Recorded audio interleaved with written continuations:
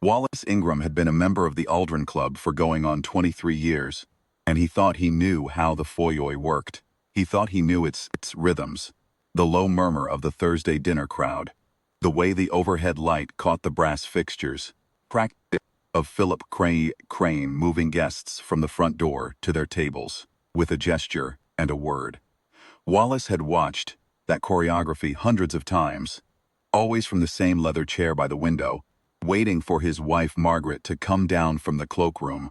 He thought he had seen everything the Aldrin Club had to show him. He had not. She came through the front doors at 6:42, a woman in a charcoal wool coat, close-fitting, a single strand of pearls at the collar, a leather folio tucked under one arm. Mid-50s, he guessed, though she carried her years the way people carry something they are proud of, unhurried. The kind of composure that does not need an audience. Wallace noticed her, the way you notice someone who moves through a room, as if they belong there completely, not with noise, but with gravity. She crossed the threshold, let the door close behind her, scanned the foyer once, with the calm efficiency of someone who has walked into 100 rooms, and knows exactly which table is hers. Philip Crane was beside her in 4 steps. Wallace has always thought of Crane as a man who was good at his job. Efficient, correct. The Maître of nearly a decade, never a reservation mishandled, never a guest kept waiting. What Wallace had not thought about, what he would spend the next 2 hours thinking about, was what else Crane was good at, and what he decided, in the space of a glance, without opening a binder or asking a single question. The service entrance is around the side, Crane said. To the courtyard gate, past the kitchen bay. His voice was even, not unkind in the conventional sense, just certain.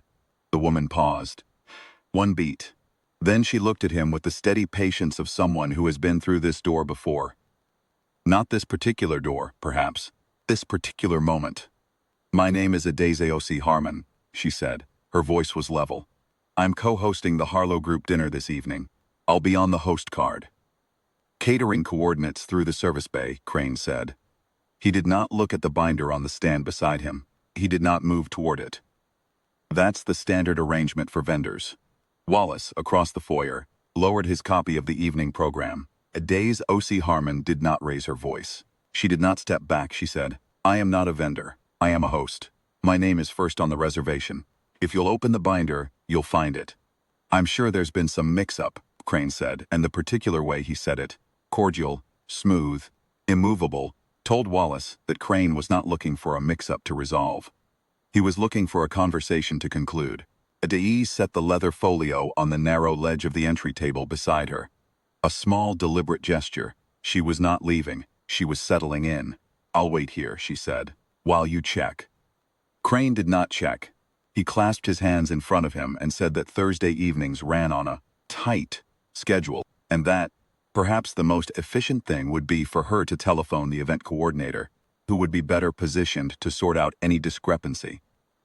He spoke the way people speak when they have decided what the truth is, and are only waiting for the inconvenience in front of them to agree. Wallace was aware that he was sitting very still. He was aware that he could stand up. He was aware that his wife was still in the cloakroom, and that he was a former circuit court attorney who had spent 31 years working out, some precision, what words were worth saying, and to whom and at what moment. He told himself he was gathering his thoughts. Later, he would not forgive himself for how long that gathering took. Adeze did not telephone the event coordinator. She stood at the entry table, folio in front of her, coat unbuttoned but not removed, and she waited. 3 other parties came through the front door in the next 4 minutes. Crane welcomed them each in turn. A couple in their 60s, 2 men in business suits, a woman in red. Looked at their names, found them in the binder, smiled and gestured. Then he returned his attention to the foyer, and Adeze was still there, composed and patient as stone, and Crane's jaw set a fraction of an inch, and he said again, quietly, that the service entrance was through the courtyard, and that he would be happy to have someone show her the way. "I know where my table is," she said. "I selected it."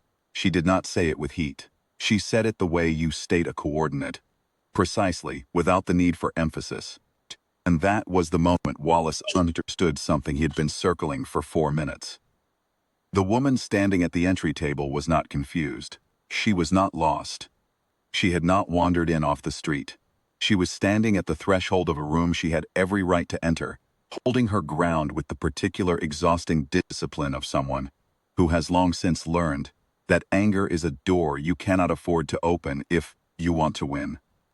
He was halfway to his feet when the front door opened again. The man who came through it was white, early 60s, silver at the temples, the kind of easy bearing that comes from years of conference rooms and closing dinners. He stopped 2 steps inside, scanned the foyer with the quick alertness of someone searching for a face they expected to see by the door, and then his eyes landed on Adeze, not with surprise but with the immediate, uncomplicated recognition of a person finding their colleague exactly where they should have been 20 minutes ago. Adeze, Desmond Harlow's voice crossed the foyer without effort. "I've been looking for you. I thought you'd be inside." "Mr. Crane was explaining the service entrance," she said. There was a moment of silence in the foyer, not the comfortable kind. Desmond Harlow turned his head and looked at Philip Crane the way a man looks at something he needs to understand before he decides how to handle it. Then, he walked to the entry stand, took the binder himself, and opened it to the Thursday reservations. The host card for the Harlow Group dinner was at the front. The first name on it, in clear print, was Adeze O.C. Harmon, co-founder and managing partner. He held it at an angle so that Crane could read it.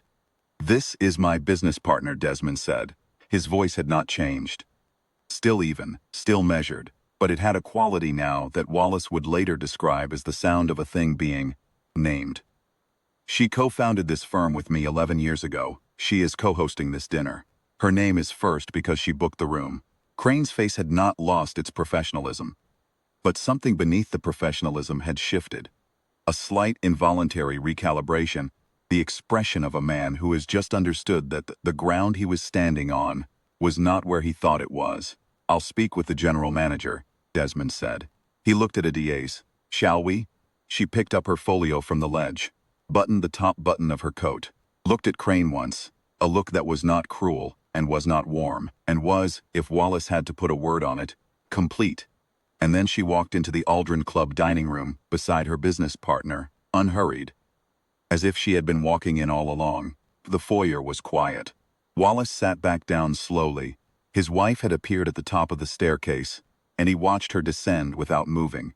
He was thinking about 4 minutes, about a binder that was never opened, about the fact that he had once argued before the State Court of Appeals on the question of what a reasonable man should have known, and here in a place he had sat 100 times, he had watched something happen and decided. He was still gathering his thoughts. The Aldrin Club's general manager appeared from the back corridor 15 minutes later and had a brief, private conversation with Philip Crane near the host stand. It was not a long conversation. Wallace, from his table by the window, watched Crane listen. His face composed, professional still, but the certainty gone out of it, and then nod once and step back, and the general manager walked away in the direction of the private dining room. By the end of the evening, Wallace had learned from a member who knew the Harlow Group's profile that the firm managed a $14 million advisory relationship with the club's principal corporate sponsors.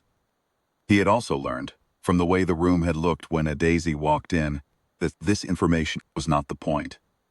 The point had been visible in the foyer for anyone paying attention, before a single number was named.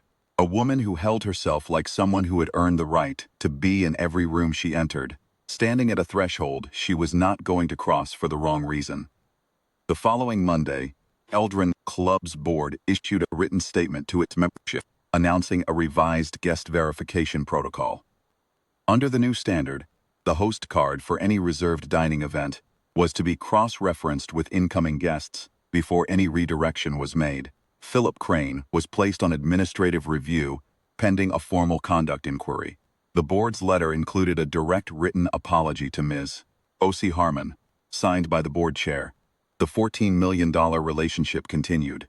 The protocols changed, and Wallace Ingram, on the drive home that Thursday night, with Margaret asking him why he was so quiet, thought about a woman standing at a ledge with her folio, waiting with a patience he had no right to ask of her. And about the 4 minutes he had spent deciding whether to stand up. He had made a decision those 4 minutes that he did not like the shape of. He had told himself he was gathering his thoughts. What he understood now, too late to do her any good that evening, was that there had been nothing to gather. He had known what was right in the first 30 seconds.